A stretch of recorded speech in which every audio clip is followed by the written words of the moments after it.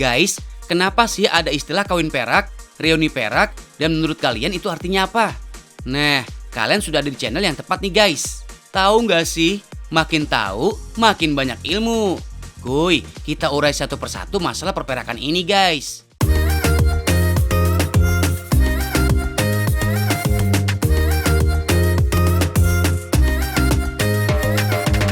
Duile yang udah mulai liburan, jangan lupa oleh-olehnya ya kak. Mumpung lagi di Pulau Dewata, sekalian aja nih guys, jalan-jalan tipis-tipis ke pusat pembuatan kerajinan perak dengan kualitas dan desain terbaik.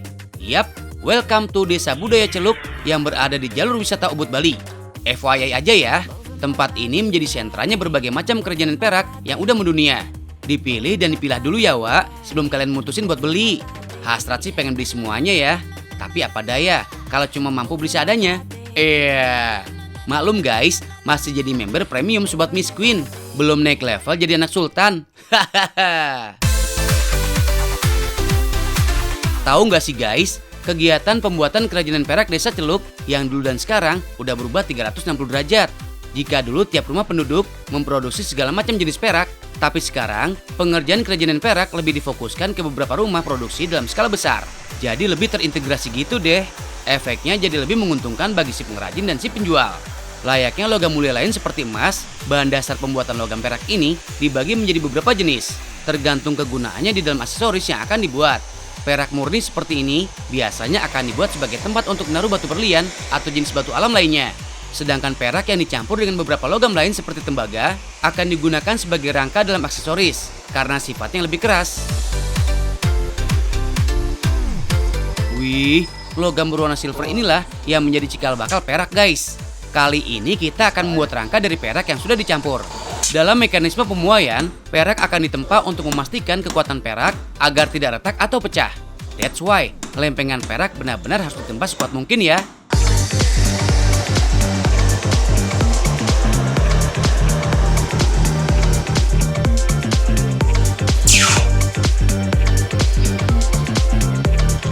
Barulah lempengan perak ini akan dipilih sampai ukurannya benar-benar berubah menjadi super kecil. Ketebalan perak yang awalnya sekitar setengah senti akan dipres sampai benar-benar menjadi seperti kawat. Amazing gak tuh?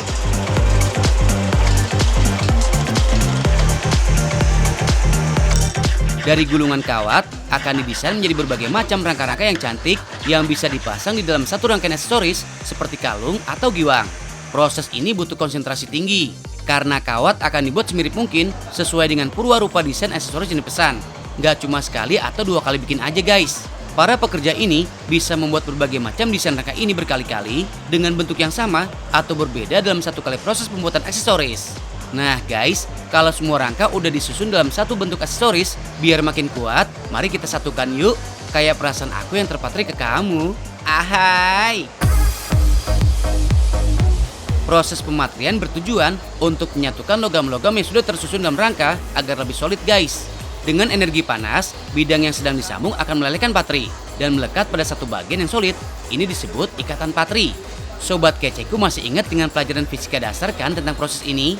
Yap, adanya proses adesi, difusi, sampai proses pembentukan leburan merupakan tahapan lengkap dalam proses pematrian. Alright, udah masuk ke proses finishing nih guys. Which is aksesoris dari bahan peraknya udah mau jadi. Gosok-gosok terus please sampai halus dan mulus. Biar aksesoris dari bahan peraknya semakin shine bright like a diamond. Kalau kata Mbak Rihanna, ahai. Cakep-cakep nggak tuh guys? Semua koleksi perak yang ada di sini asli buatan tangan warga Desa Celuk yang udah menjadi sebuah tradisi yang diwariskan secara turun-temurun. Di sini nggak mengenal tren model apa yang akan dibuat menjadi sebuah aksesoris, karena rata-rata pemesan udah buat desainnya sendiri. Malah beberapa dari mereka yang justru menjadi trendsetter dari berbagai macam jenis aksesoris dari perak. Oh ya guys, berbeda dengan jenis logam mulia seperti emas, ternyata penggemar logam mulia seperti perak punya penggemar setia loh. Kebanyakan dari mereka enggan untuk menjual perak setelah mereka koleksi bahkan sampai puluhan tahun. Inilah yang menjadi alasan kenapa jarang banget tuh dengar istilah jual perak ketimbang jual emas. Nah, soal keaslian dari aksesoris perak yang harganya bisa sampai puluhan hingga ratusan juta rupiah ini biasanya dijamin dengan sebuah sertifikat. By the way, tahu nggak sih Untuk investasi, perak emang nggak terlalu familiar dibandingkan emas. Bahkan perak seperti dianaktirikan. Sedih aku tuh. Tapi jangan salah guys, sama seperti emas, investasi perak bisa sangat menguntungkan loh. Oh ya guys, ada satu tips lagi nih untuk kalian. Perak asli biasanya punya ciri yang akan menjadi semakin bagus jika semakin sering dipakai. Dan untuk mempertahankan kebersihannya, agar tetap shine bright, kalian bisa membersihkannya dengan cara mudah, yaitu menggosokkannya dengan pasta gigi setiap 1 minggu sekali, biar aksesoris dari perak kalian semakin catchy dan shiny.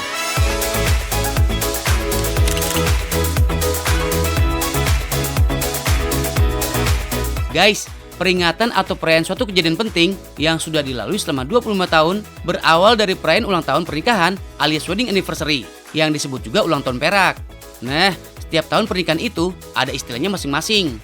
Tahun pertama disebut pernikahan kertas, dan seterusnya ada tahun pernikahan kapas, kulit, sutra, kayu, sampai angka ke-25 dikenal dengan istilah pernikahan perak.